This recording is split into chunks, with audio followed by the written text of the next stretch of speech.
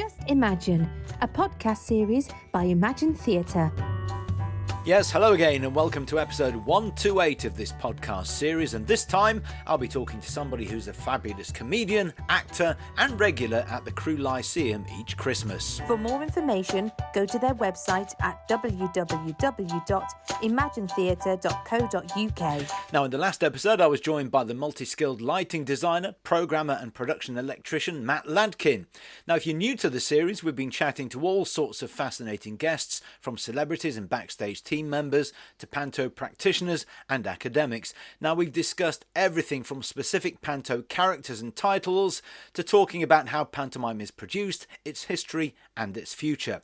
There is now an index to all of the 127 previous episodes so far, and you can catch up with any episodes you've missed so far where you normally get your podcast from. And while you're there, don't forget to subscribe to the series so that you don't miss out in the future.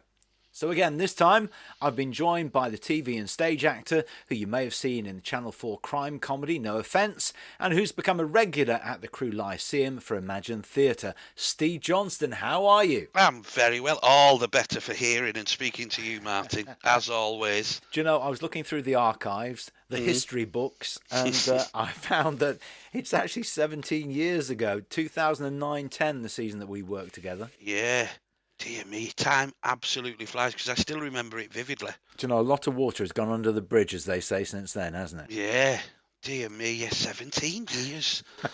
Yeah, Loughborough, my first ever panto. Listen, let's start at the beginning then. As a kid, did you love theatre in general? Do you have any memories of going to see panto? Yeah, so I think they are the first memories you have of the theatre, and I still, again, it's those vivid memories that, you know, you can still sort of smell and know the smell and the sound and everything.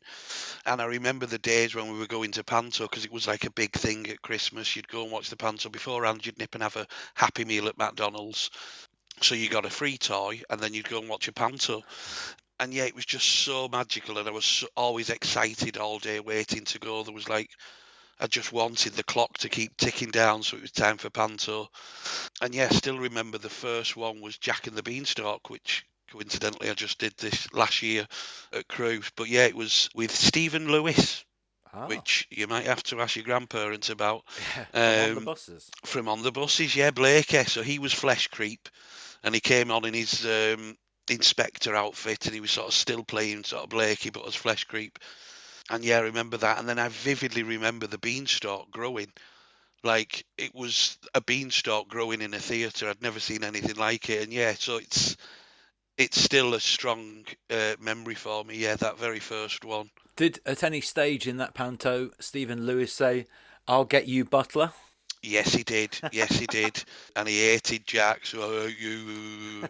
All of his classic lines from On the Buses. So what was it about that particular panto then that really excited you? Was it the comedy, the adventure, the fact that you could scream and shout and get involved? What was it? All of it. You forgot about everything, and you're fully invested in it because you're in the theatre, you're in that space, and like you can touch it when the actors come out into the audience and stuff like that. Like, it was such a vivid memory of all of that. And then obviously it's the adventure. You're laughing, you're screaming and shouting, you're booing the villain. So yeah, it was everything. It was just like a big magical event, and yeah, with the lights and with all the special effects. I don't know how special. I mean, at the time, I thought they were amazing. Probably looking back nowadays with the new special effects and all these digital stuff, you know, it's probably not as advanced. But to me, as a kid, it was the best thing ever. So how old would you have been, do you know? Probably about 5, 6 maybe. So at that stage, you'd probably never done any drama yourself, never even had the opportunity. So did panto whet your appetite for that as you got older? Oh, completely. But it was always sort of going to the best thing about it was from St Helens. So we had the Theatre Royal, and having that local theatre was amazing because we got all these shows coming that we could go and watch. So I went and watched Sutter and Rod, Jane and Freddie. There was Count Duckula. If you remember Count Duckula, they did a live tour of that where they were all in costumes, obviously. And then I remember Nana came out into the audience, and I was petrified of her and cried my eyes out, but still had this amazing feeling of being there while Count Duckula, who I'd seen on telly, was also in my hometown. So, when did you first start to think about taking part in drama? Was that at school? Was there a particular teacher that inspired you to do it? Yeah, I think it was school. I think it was. I loved playing in primary school. I remember we did Snow White once, and I really wanted to be Dopey. Nothing And changes. yeah, exactly. And I didn't get it. It went to Jack Weaver, God bless him. And so then I wasn't in it then. There was no other role because I'd just put all my eggs into Dopey. But then I remembered they hadn't cast the huntsman. So I was like to the teacher, Miss, you've not got a huntsman in this. Can I be the huntsman? So that was something I first remember was being the huntsman. Obviously, before that, I was in the Nativity. I think I was a soldier. And then one time I played the donkey with a Walker's crisp packet, not packet, box, what you had the Walker's crisp in that had been painted brown and that, and then a sheet over me. And I had to carry Murray off stage, and we had to go down these steps, them little steps that they construct in a school theatre. Health and safety would have had a field day. But yeah, I remembered that as well. So like, I think I remember like my parents coming to see it, and it's sort of like you make them.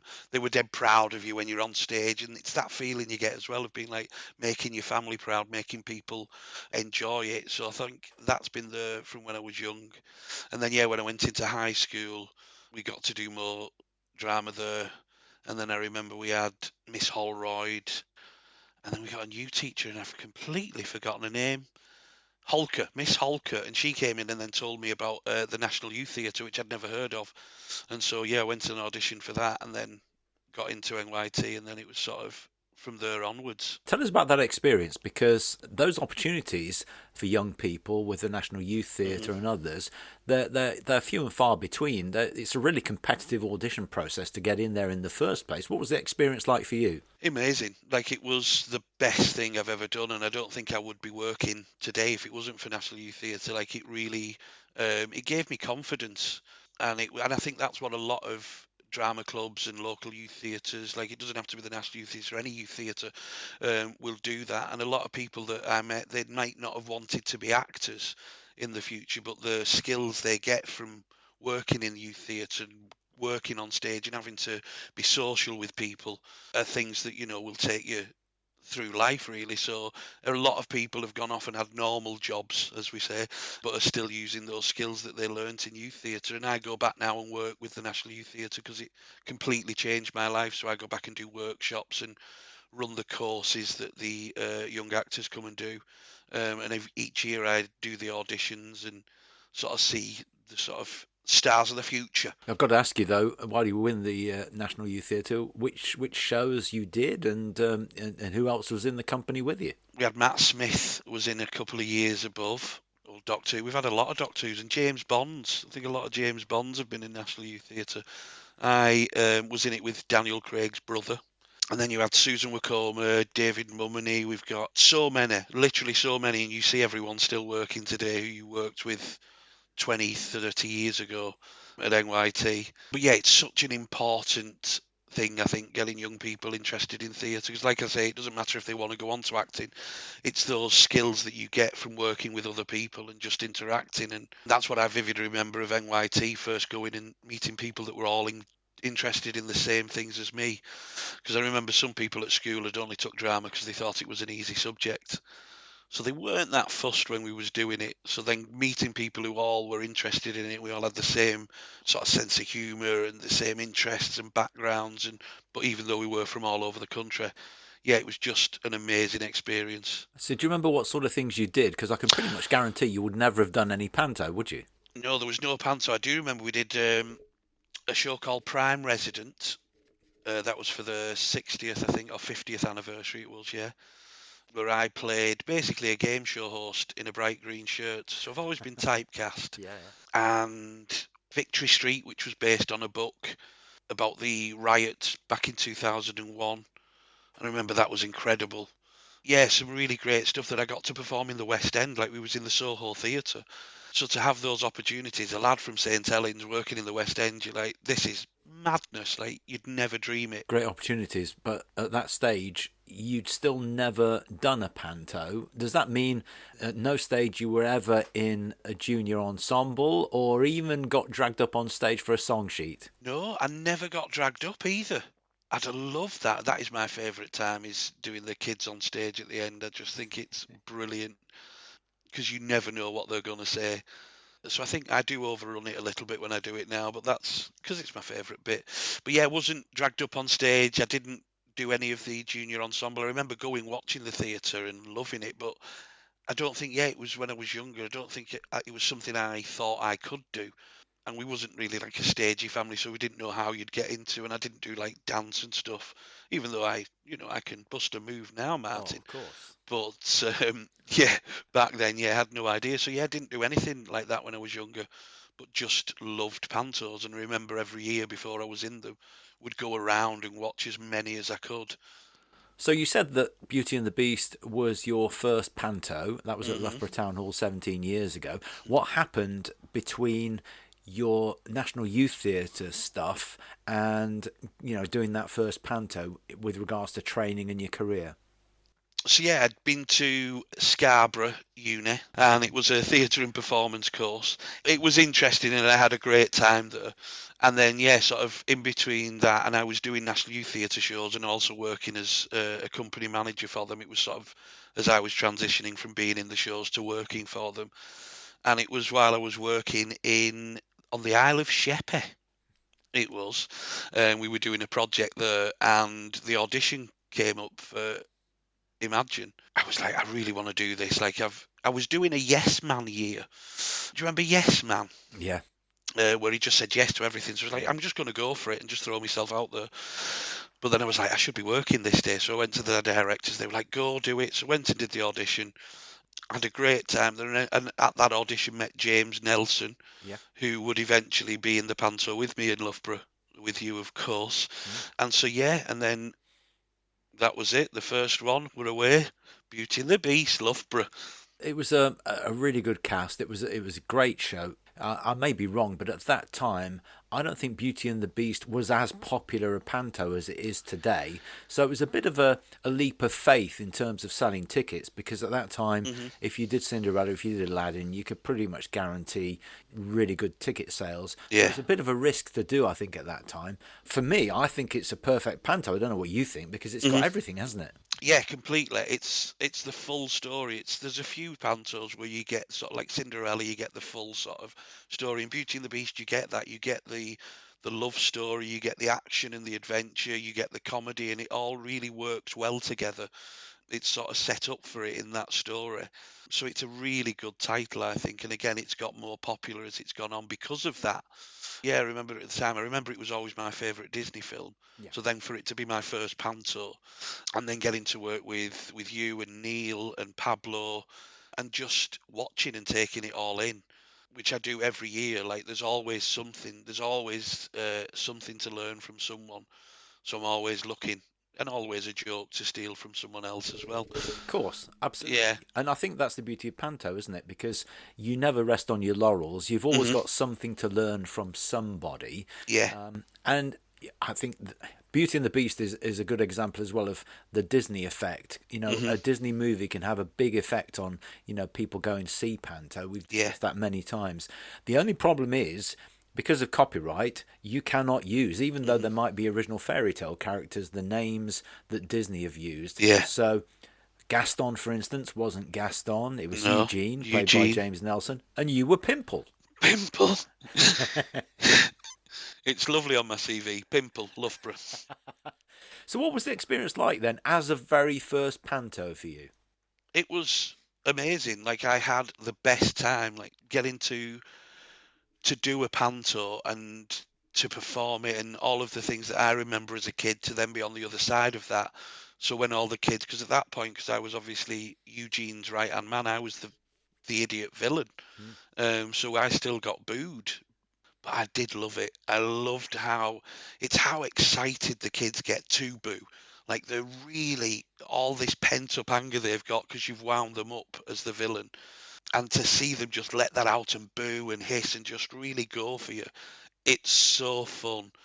And like I say, getting to work with you and Neil and Pablo and seeing how you worked, and like I remember when you came out as Dame, we'd have a stooge that you'd pick on, and then you'd find out what they did, and then Pablo would be backstage with a joke book that was an A to Z of different jobs, and Yeah. he'd be looking through for jokes.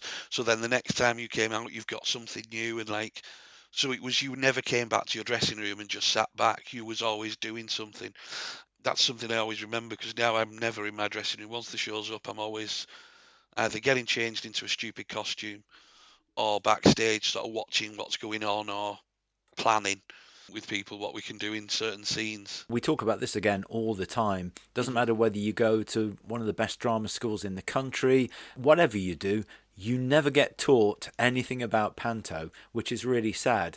So Yeah. I'm wondering, when you did your first one, you'd obviously seen many, but when you did your first one, what surprised you most about performing in a panto? Probably what hard work it was. Yeah. Because you think when you're watching it, you just think everyone's having a great time and it's just a bit of fun because you're having so much fun. And obviously you do when you're performing it, but it's hard work, 2 shows a day, making sure that you're keeping everyone invested, making sure that your energy levels are always so high, because you've got to give it. Because again, sometimes the audience might not want to be there. Some of them, they might have been dragged along Christmas shopping, taken into the panto, and so you've got to wake them up and make sure that they have a good time and aren't just sat there with a face on. Usually the dads.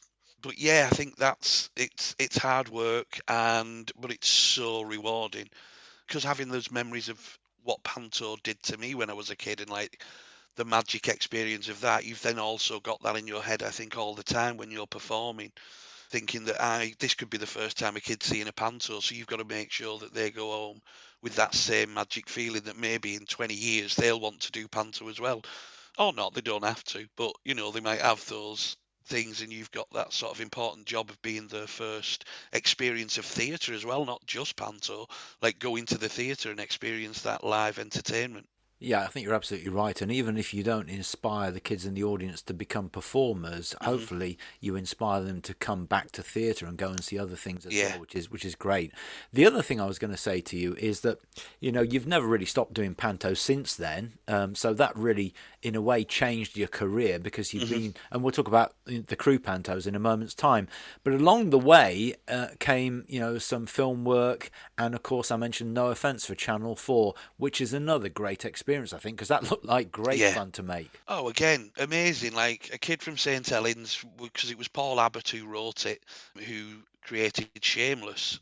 And so growing up, I remember it was on every Tuesday night, and every Wednesday people would come in and talk about Shameless, and it was just a massive, massive thing in that like working class town, because you were seeing people that you knew in those towns represented.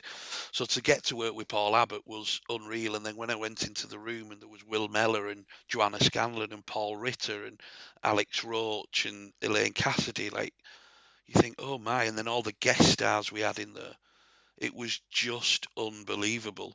And it was always a pinch me moment. There was like you have that sort of imposter syndrome where you're like, I shouldn't be here. Like something's gone wrong here. Something's gone wrong in the casting. What am I doing here with all these amazing people? But yeah, it was just brilliant, and yeah, had the best 3 series of that, which you can watch on Disney Plus. So technically, am I a Disney prince because I'm on Disney Plus? I think you must be. Did that improve your sort of self-confidence as well then? Yeah, I think so. Because again, you have all those self doubts, and then getting to go on telly, and you're like, I'm on telly. Like I can't believe like I'm on telly. And I just thought, yeah, I'd do maybe theatre and do panto here and there and do like gigs and stuff. But I was like, I'll probably not be doing telly and films. And then yeah, getting No Offence, it was amazing. The only thing was it filmed around Christmas, so it did take me away from panto a few years, but I was always talking about panto. It was always still a big thing. So when we were filming, when we had days off, I'd try and go and watch pantos. So Will Mellor used to call me Buttons, which I loved. I was like, brilliant. But yeah, it was just a brilliant experience, and getting to sort of work all around Manchester with all these amazing actors. So what about Yeah. the impact for your family then? When they came to see you in your first panto, and when they saw you on telly for the first time, what was their sort of reaction? It's one of those. We're not a family that sort of talks. We don't say I love you and all that. We're very, very much a classic, the royal family, basically. But seeing them, how proud they are, and then saying how proud you are, you just feel really good that you've done something, because they obviously the things they had to sacrifice when I was younger and taking me to, because I didn't do all the dance schools or acting classes, but I did want to be a magician. So, because I always remember, again, it's that spectacle, it's that sort of magic of how are they doing that? Yeah. And so I remember we used to go to a magic circle in Garswood, and we'd go every year, run by Terry de Maxim, who used to be a clown in the shopping centres in St Helens. And as people would rush past him while he was doing his entertaining, he'd always just shout, "Watch the bucket," and then people would be like, "Oh, where's the bucket?" and mess around, and there was no bucket there. Lovely.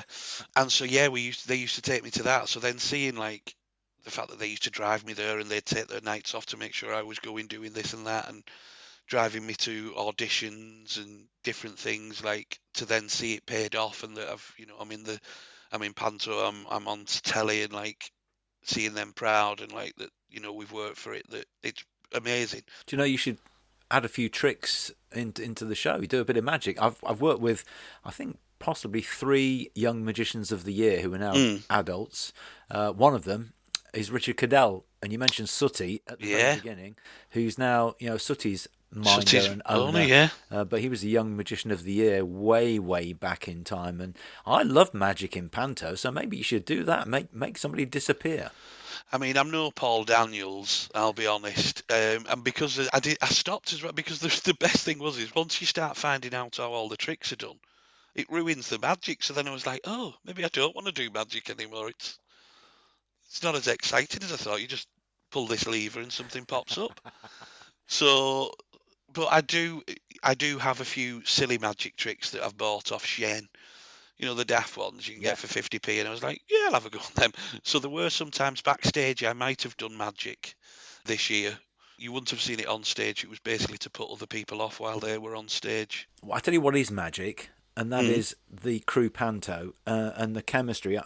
As you know, I came to see it this year. The chemistry on stage between you and Malcolm, the Dame, together a few years now, which always helps, because you grow into that relationship, don't you? But it just looked like you were all having a ball. Yeah, I think, not to upset you, Martin, but this year was my favourite ever year for panto. Like, everything just sort of clicked. Like, everyone got on from day one. The script was brilliant. Like, it was my first time doing Jack and the Beanstalk, after it being the first panto I ever saw, so there was like a real sort of connection to it. And yeah, just had so much fun. Still missing it now, weeks after it's finished, and it was brilliant to finally do Jack and the Beanstalk, sort of the one that opened my eyes to wanting to do panto, or sort of have that sort of inkling of there's something magic here. And I really think it was like when the beanstalk grows, and we had an amazing song for the beanstalk growing. So it was a bit like Little Shop of Horrors. And then when the giant finally comes out and you see that, I remember me and Malcolm, we were meant to be obviously looking frightened of the giant, but we're looking at the kids' faces in the audience and seeing like there was kids screaming, there were kids like shouting that they wanted to go on the giant, there was kids like brothers and sisters who would just hug each other, and it was just such a lovely moment to watch the audience at that point, to see the sort of magic and how it's unfolding and how they're experiencing it. So yeah, Jack, I think is now up there as one of my favourites, mainly because of this year. A lot of people come and see panto and think, oh, it's the same old stuff every year. Actually, the stories are quite different. The dynamic's different. Cinderella, for instance, there's no real dame. Two Ugly Sisters is not quite the same, so there's no dame comic relationship. Some have got better adventures than others, and I actually think Jack and the Beanstalk has got one of the better adventures. Yeah. So again, it's perfect because it's got a bit of everything, a bit of slapstick. The reveal of the giant is always awesome. The doors at the back of the stage, the dry ice, and the giant steps out, and the kids' reaction is just incredible, isn't it? Yeah, it's amazing. It's so exciting to them that there's a real giant in that space. There's a real giant in the theatre just feet away from them. Like, it's amazing. So to be able to be part of that, and then when you see them like after the show, when they come back to stage door and they're asking for your autograph, and they're like, you were my favourite, or when the kids on stage, I'm not always their favourite, but when I am, it's just really lovely to be like a part of their memories now. Yeah, the other thing is, we can talk about the cast and everybody getting on really well and the script Hmm. being great. But one of the reasons why a panto succeeds every year in a venue like the Lyceum Hmm. is the theatre staff, the crew Yeah. backstage, and everybody else front of house. Because if they've got ownership of the product and they throw themselves into it as well, it Hmm. is like one big family, isn't it? And it really is the Lyceum. I think that's the best thing about going back there every year. It's the same people working backstage, front of house. So it is that family just sort of getting back together to put on this amazing show for Crewe. And like the theatre in Crewe is stunning. Like it's over 100 years old. Stan Laurel performed there, so it's got such a history about it. And the people that run it, everyone who works there at that theatre, are so proud of it. That is what shows. Like they put their heart and soul into it, like the front of house and the people in box office who are working so hard with all the marketing to make sure that people come. Because, like you say, with the Disney effect, I was worried this year with it being Jack, or last year again, being Jack and the Beanstalk, would it be as sort of popular because of it's not had the Disney treatment? But I think now we've sort of, because me and Malcolm are there, and then we've got a great cast, and they know now after 3-4 years what the Crew Panto is. So it's sort of now they're coming for that. They're coming for the Crew Panto. So it wouldn't matter what the title is. They're coming supporting that theatre and that venue. And I think that's what's magic then, because then throughout the year, hopefully they'll go back and keep supporting that local venue where they can have all these opportunities. Yeah, many of them actually went out and started to book already for next year, which is Sleeping Beauty. Is that one you've done before? I have done Sleeping Beauty. I did that in Grimsby with Julie Peasgood, and Ian Ganderton was my dame there.